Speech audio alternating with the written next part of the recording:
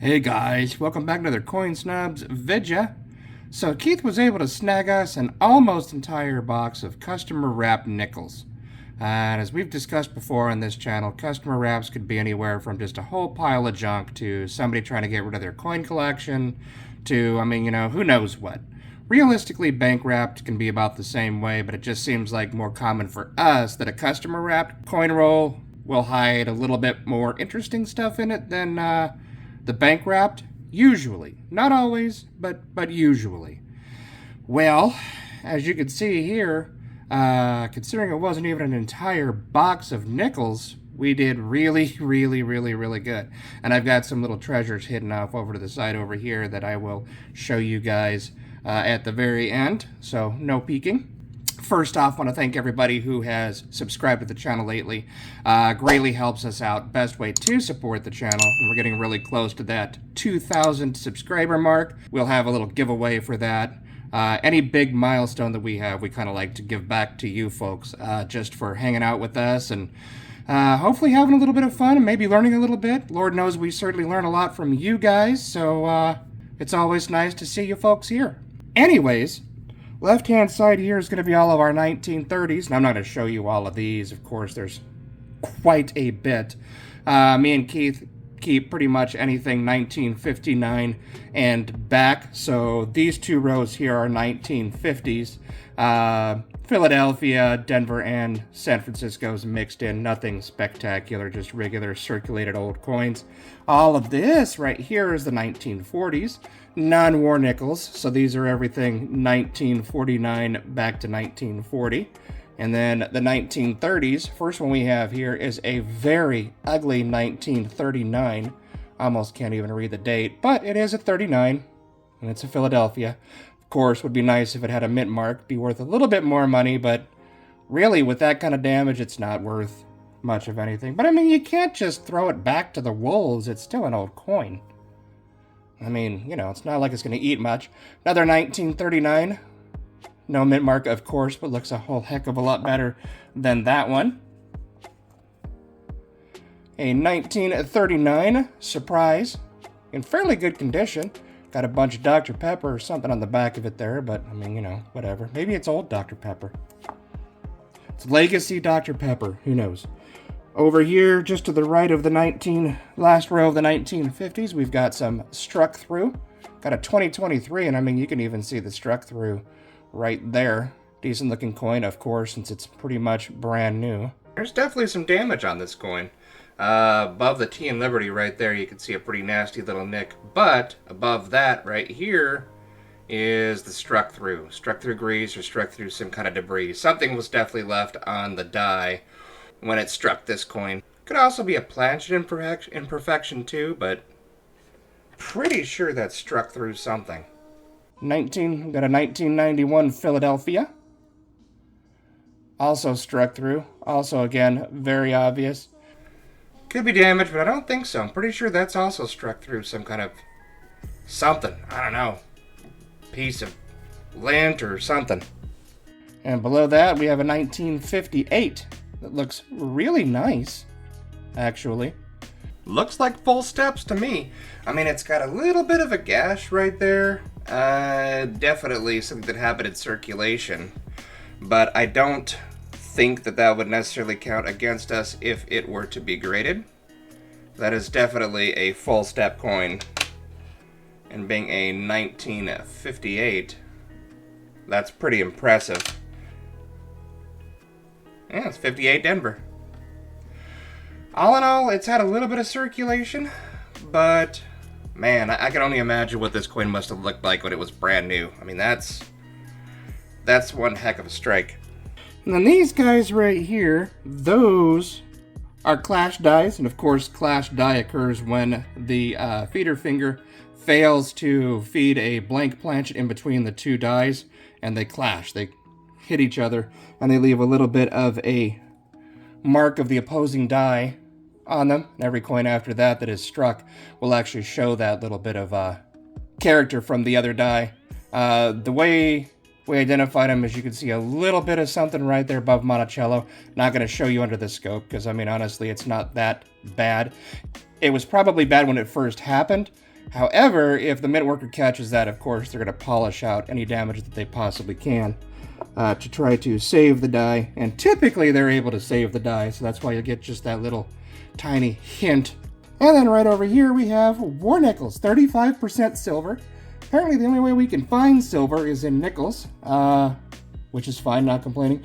Got 5 of those, including this one right here, which is kind of interesting, 1942 S, but that mint mark, what the heck? And look at how misplaced the mint mark is on this S. So you got a 1942, so that's a type 2 because it is the war nickel. 1942, part of the year they did type 1, which was just the regular nickel composition, and the latter half was the one that actually contained the 35% silver. That giant S is just way crooked, all kinds of wonky. And then to the right of them over here, we've got just some mint state coins. Some older mint state coins. Nothing really super fancy. 1962. Not full steps, of course. But if they're really nice coins and they're older, of course, we'll keep them. To the right here of those, we've got proof coins. 3 proof coins found in those customer wrap rolls. First one is a 1963, so we've got an older proof, and that's still a decently good looking coin, actually. Especially for being circulated for who knows how long. It's sad to see proof coins that have circulated, but again, even if people think that it's only worth a nickel, it's still a proof coin. We can't get rid of that. This one's much rattier, 1962. But it is, in fact, a proof coin underneath there. That one has been circulating for much, much longer. And then we have a modern proof that looks absolutely terrible. 2003 S San Francisco. Of course, the first 2 there were Philadelphia. Philadelphia used to strike our proof coins before 1968. Right-hand side here is the cool stuff.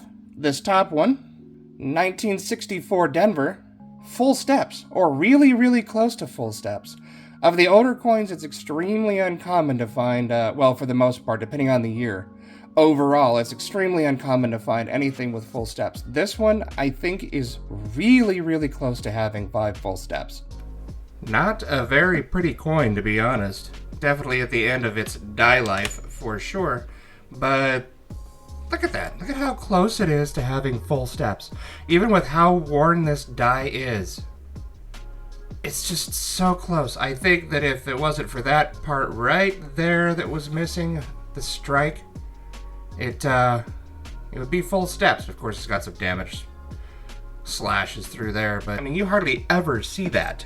And just below that, we've got a 1958 Denver with a repunched mint mark.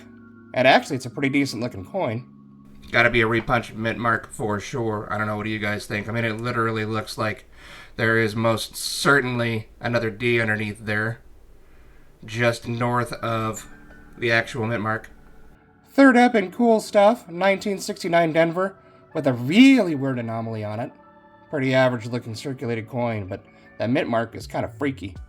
Pretty sure back in the old days it wasn't frowned upon as much to, maybe drink on your lunch break at work, because that is quite far from a completely struck Denver mint mark. Some of you folks out there know and some don't. 1989 and back, they actually would strike the mint mark onto the master hub, which is why we have so many of these repunch mint marks and things like that.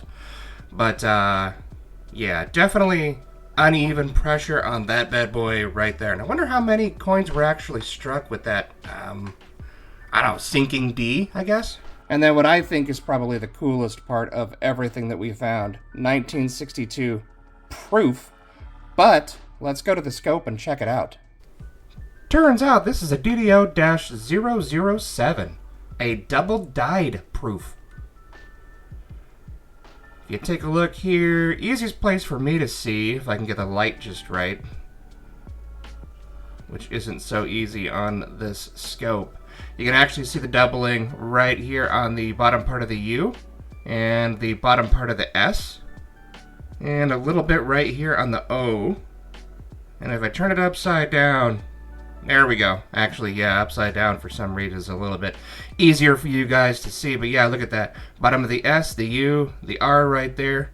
And it definitely has a little bit of a split serif right there. The E, and the G, and the O. And a little bit of the D right there. So not only do we find a proof coin searching that box, an older proof coin I should say, but also found a proof double die. That is pretty freaking sweet. And of course down here we've got some foreign coins. Always find foreign coins, especially in customer wrapped rolls. We've got Sarah Sotillo. I believe this is a Balboa coin? Yeah, I mean, República de Panama 2018. We call them Balboa coins because typically Balboa is on the obverse of the coin, but that's a pretty neat find. Really cool looking coin. At first we thought it was a washer. 1992, Denmark, 1 kroner. How cool of a coin is that? And you got your little hearts there, you've got the crowns. I mean, it's just, this is actually a really neat looking coin. It's different.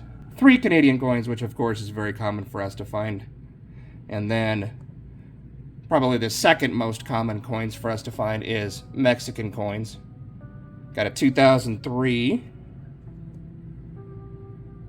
and a 2009. Very cool.